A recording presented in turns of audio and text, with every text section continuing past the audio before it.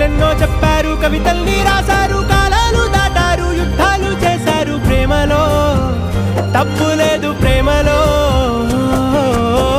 వేల వేల వెన్నెలంత నీదవాలి వెలుగునంత మోయమంటే నేను ఎంత రే.